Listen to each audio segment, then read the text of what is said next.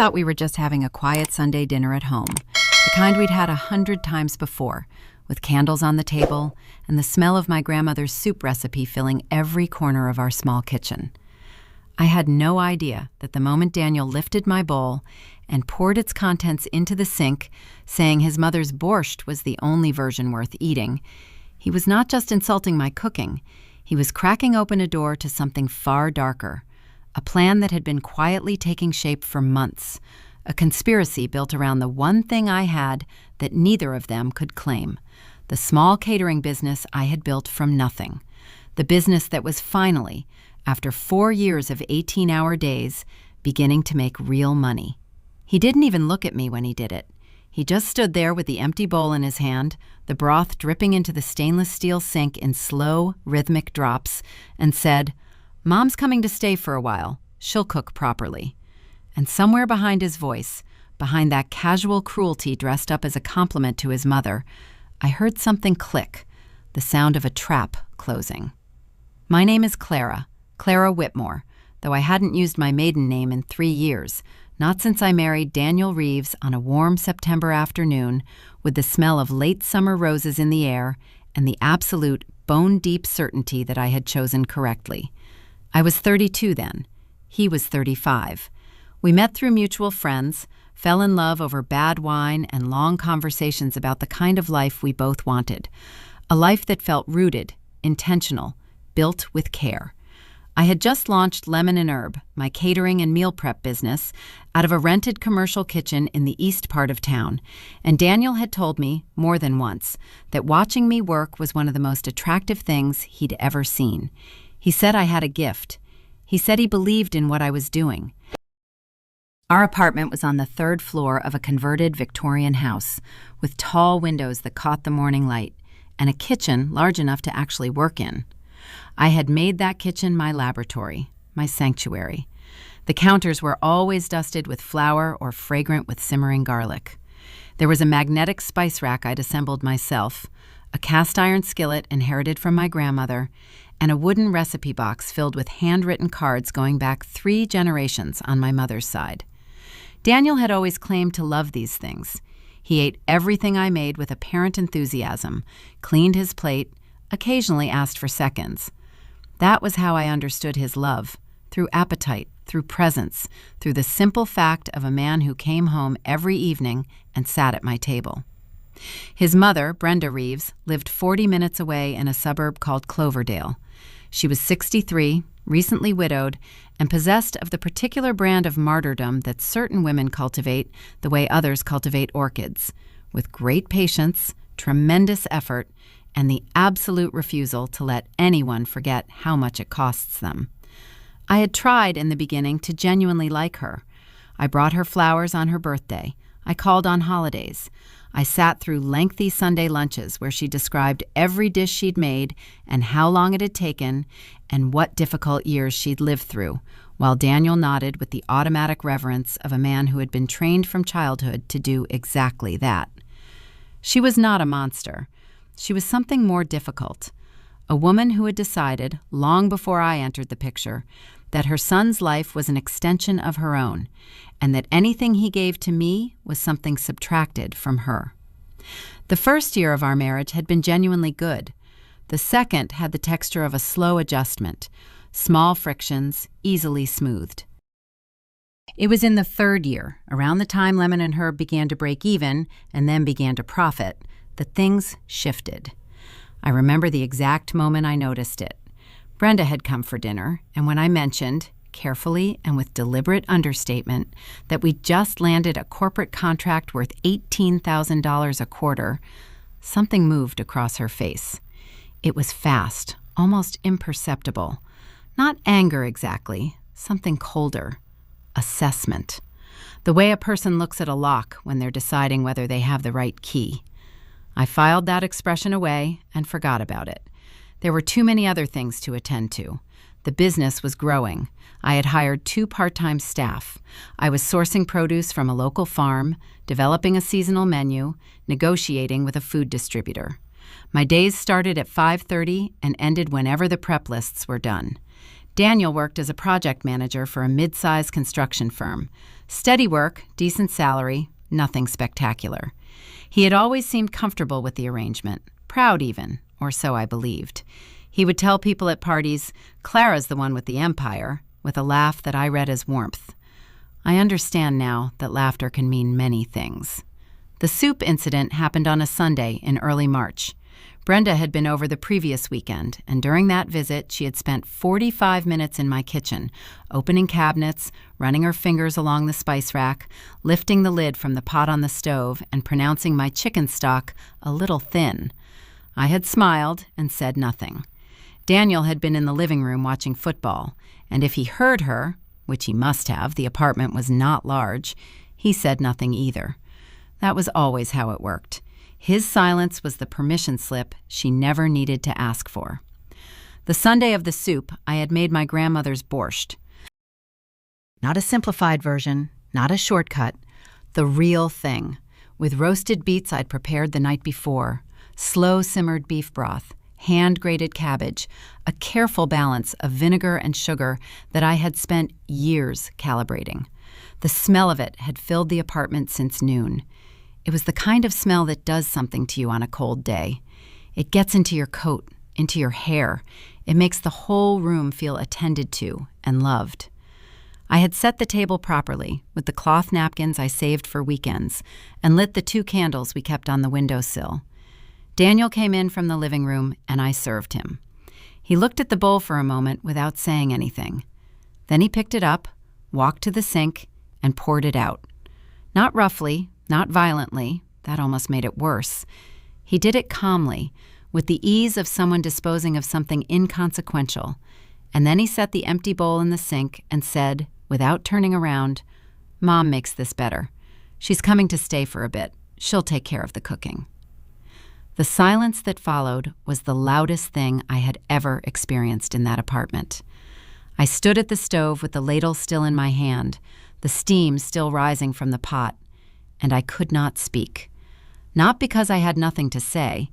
I had an entire vocabulary of pain and confusion and fury swelling in my chest, but because I could not locate the first word. The room felt altered, slightly tilted, the way a room looks when you've been asleep in it and wake up disoriented.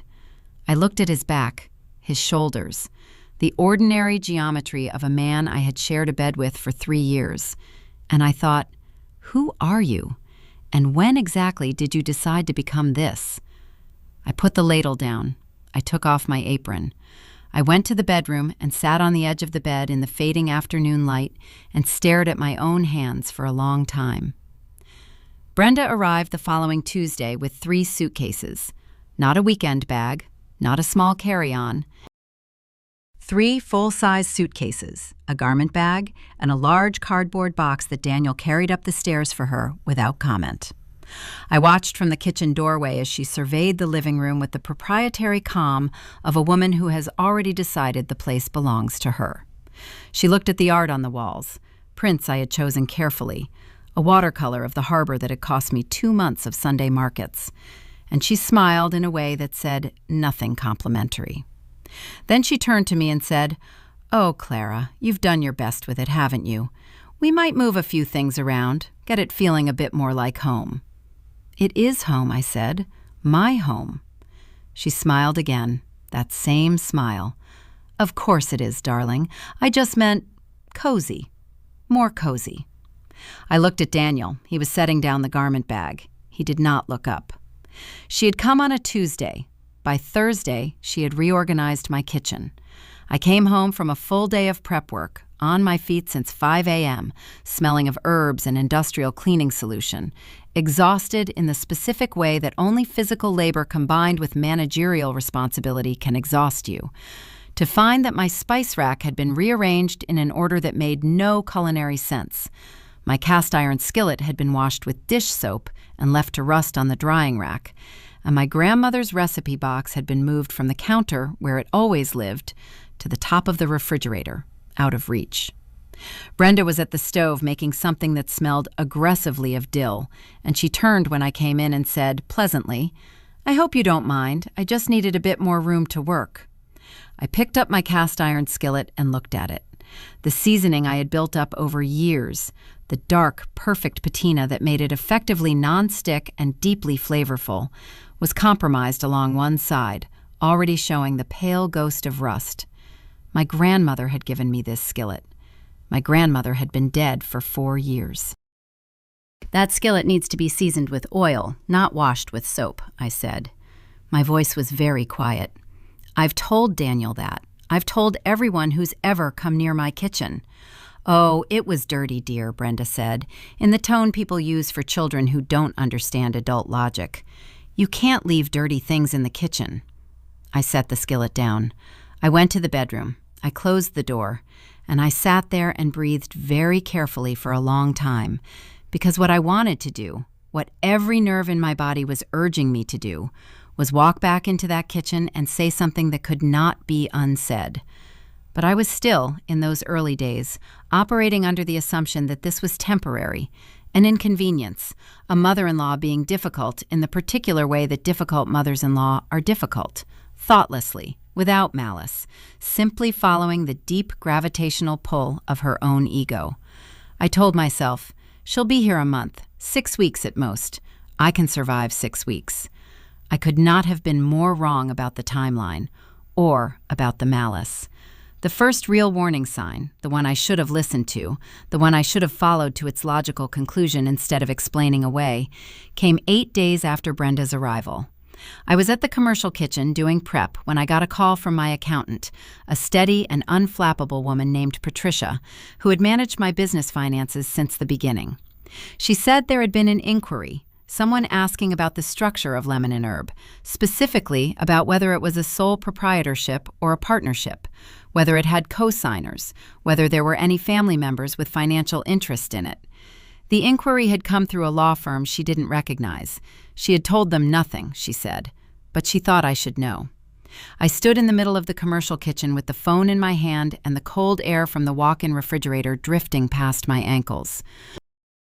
Around me, the smell of fresh dill and roasted garlic, the hum of industrial equipment, the ordinary sounds of work, and the sudden, vertiginous sensation of something being deeply, fundamentally wrong. "Which law firm?" I asked. She gave me the name. I didn't recognize it either. I told her I'd look into it and thanked her and hung up. And then I stood there for another minute before I put my phone in my pocket and went back to my cutting board and told myself, again, that I was probably overreacting, that there was probably a simple explanation, that Brenda was difficult, but she wasn't, surely she wasn't, actually conducting legal research into my business. Surely. I brought it up with Daniel that night, carefully, framing it as a curiosity rather than an accusation. He was at the kitchen table with his laptop when I told him what Patricia had said. He looked up from the screen. Something moved across his face, the same fast, calibrated thing I had seen on Brenda's face that night at the dinner table, the night I'd mentioned the corporate contract. He said, "Probably just some junk mail or automated thing. Law firms do that sometimes." He said it without hesitation. He said it looking directly at me, and then he looked back at his laptop. He had his answer ready.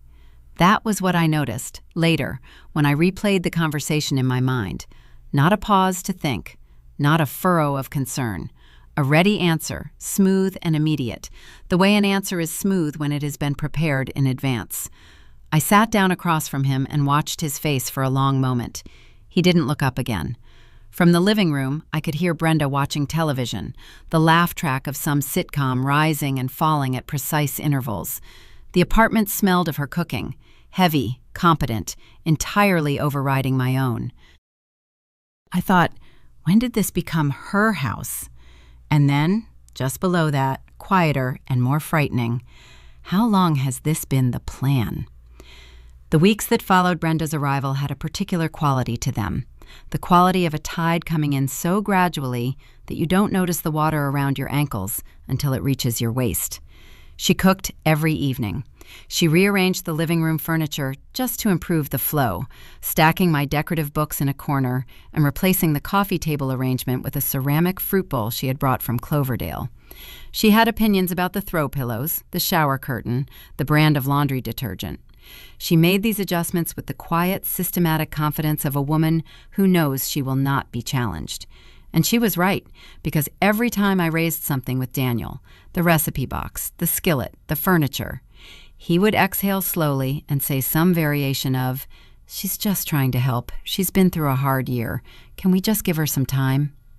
His patience for her was bottomless. His patience for my discomfort was not. I told myself I was building a case. I told myself that Patricia's phone call about the law firm was a coincidence.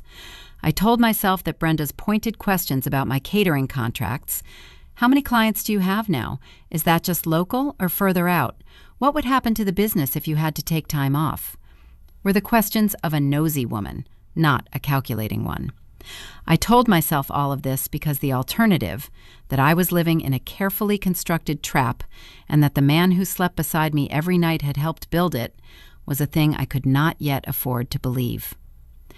Then came the Wednesday evening that changed everything. I had come home early.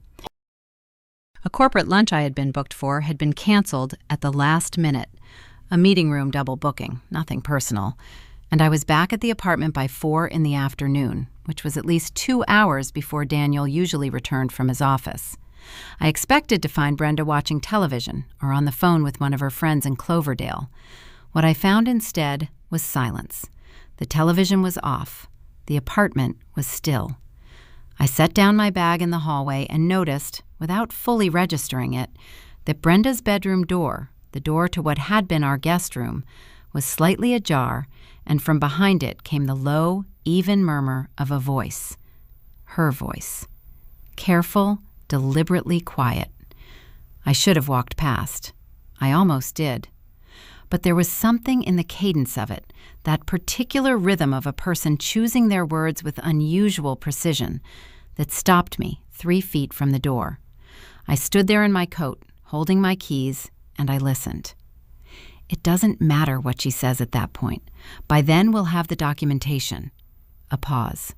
No, Daniel understands. He's agreed to provide the supporting statements if it comes to that. Another pause. Longer.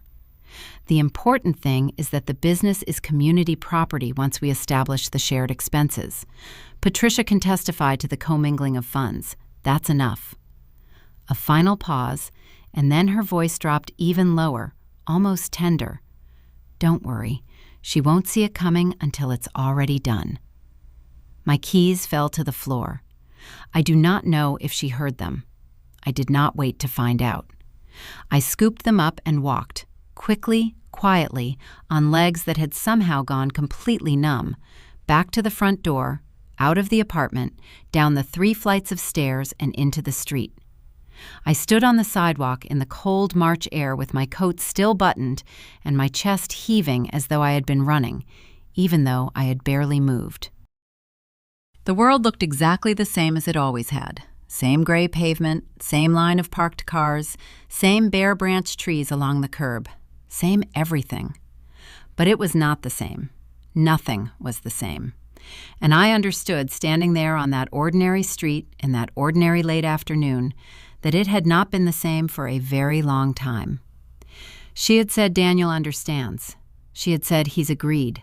She had said commingling of funds and community property, legal language, precise and practiced, the language of someone who had been coached or had done her own careful research. She was on the phone with a lawyer. Or perhaps with another member of the plan, some confederate I hadn't identified yet. And the plan, as I now understood it with a cold and nauseating clarity, was to claim that Lemon and Herb was not solely mine, that it was marital property, that the shared household expenses, the money that flowed through our joint account to pay rent and utilities, constituted financial commingling with my business, that with the right documentation and the right supporting statements from my husband, a lawyer could make a credible argument for partial ownership. My business. 4 years of 5 a.m. mornings, 4 years of calloused hands and budget spreadsheets, and every client I had ever charmed and every menu I had ever tested and retested, and the commercial kitchen I had fought for the lease on, and the 2 employees who depended on me, and the grandmother's recipe box on top of the refrigerator, and the cast iron skillet with its ruined seasoning. They were going to try to take it. I walked to the coffee shop on the corner and ordered something, I don't remember what, and sat at a table by the window and stared at my phone for a long time before I called my father.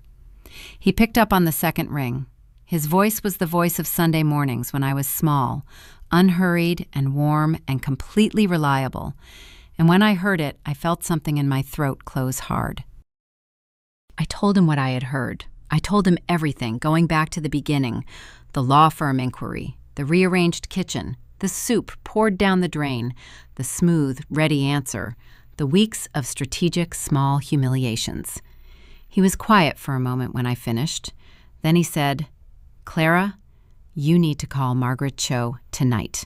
Not tomorrow, tonight." Margaret Cho was a family law and small business attorney he had known for 15 years. I had her number already. My father had insisted I save it when I launched the business, just in case. I had thought he meant in case of a supplier dispute or a difficult client. I had not thought he meant in case of this. I called her from the coffee shop, still in my coat. She answered, heard a condensed version of what I'd heard, and asked me 3 precise questions. Was Lemon and Herb registered solely in my name? Yes. Did Daniel have any ownership stake, formal or informal, on any document I had signed? No.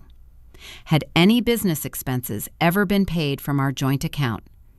And there it was. Because yes, there had been a few months in the first year, when I was not yet profitable, when I had transferred money from our joint account to cover supply costs. I had repaid every dollar, but the transfers existed. They were on record. "Okay," Margaret said. Her voice was very calm. "Don't go back to the apartment tonight. Stay with your father. Bring nothing that could be considered a business document from the apartment. Don't give them grounds to claim you removed joint assets. I'll have something for you tomorrow morning." I sat in my father's kitchen that night, at his old wooden table under the overhead light, and I drank the tea he made without tasting it.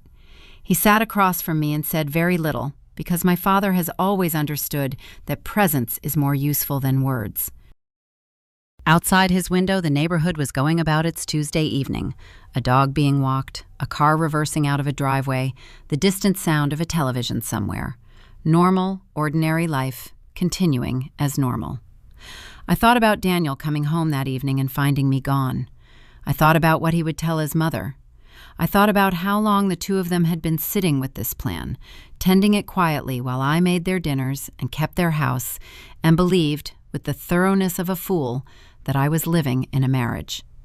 I did not sleep that night.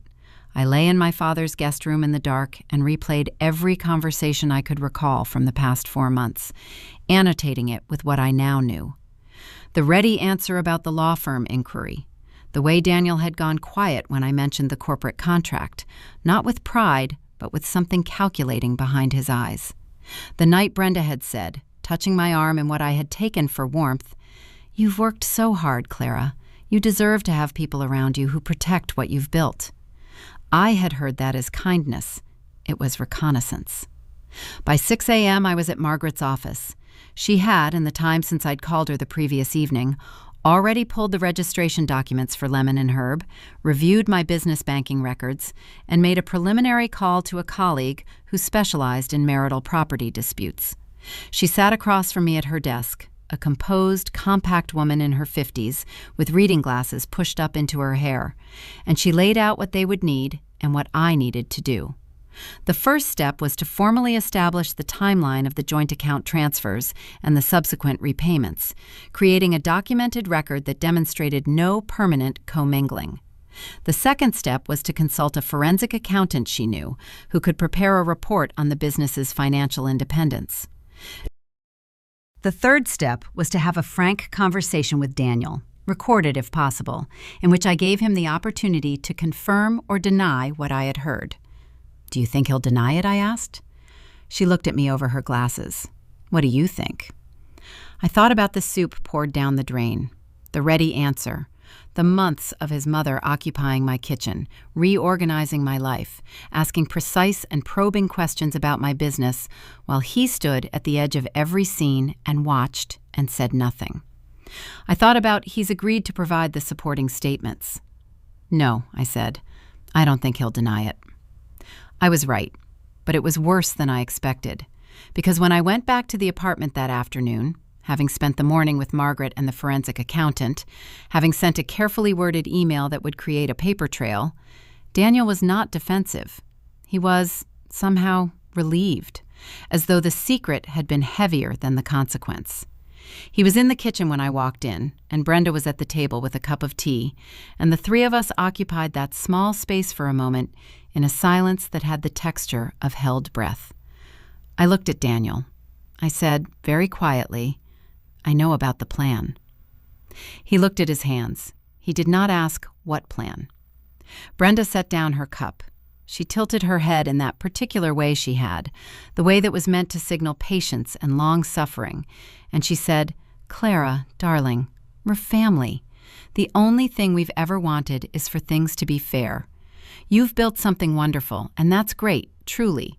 But Daniel contributed to this household, and a household is a partnership, and a partnership means—" "Stop," I said. She stopped. It was the first time she had ever stopped when I spoke. "I was in the hallway on Wednesday," I said. "I heard your phone call. I heard you say she won't see it coming. I heard you say Daniel has agreed. I've spoken with my attorney. I've spoken with a forensic accountant. I have documentation that every dollar transferred from our joint account to Lemon and Herb was repaid in full, with dates, with bank records. Your lawyer, whoever he is going to lose this case before it starts." The room was very quiet. The refrigerator hummed. Somewhere outside, a car alarm went off and then stopped. Daniel looked up from his hands. His face had the exhausted, slightly surprised expression of a man who has been hoping for a different outcome and has just been informed there isn't one. He said, "Clara, it wasn't supposed to—" "Don't," I said, and something in my voice stopped him the way it had stopped her. I looked at him for a long moment, the man who had poured my grandmother's soup down the drain and said his mother cooked better, the man who had let his mother move into my home and reorganize my kitchen and dismantle, piece by piece, the domestic life I had made, while he stood at the edges of every scene with his hands in his pockets and his eyes on the middle distance, saying, "Can we just give her some time?" The man who had agreed in some private conversation I had not been present for to provide supporting statements to help a lawyer argue that my business, the thing I had built with my own hands, before him, during him, despite him, was partly theirs. I was not angry in the way I had expected to be angry. I had spent the night at my father's house imagining this moment as one of heat and breaking. Raised voices, slammed doors, the operatic collision of betrayal and rage. What I felt instead was cold, precise, perfectly, terrifyingly clear. It was the feeling of finally being done with something you should have been done with a long time ago. "You need to leave," I said to Brenda. "Today. I'll give you until this evening." She opened her mouth. Something flickered in her eyes. Not quite fear, but its cousin, the sudden recognition that the power in the room had shifted, and she was on the wrong side of the shift. "This is Daniel's home, too," she began. "His name is not on the lease," I said. "I checked. It has never been on the lease. I signed it, I have renewed it every year, I pay my half from my business account, and it is my home." I paused. "You are a guest who overstayed. I'm ending the visit." She looked at Daniel. It was the reflex of 35 years, the automatic transfer of authority to the person she had always controlled. Daniel looked at the table. He did not speak. And in that silence, something ended for him too, though it took him a few more days to understand exactly what.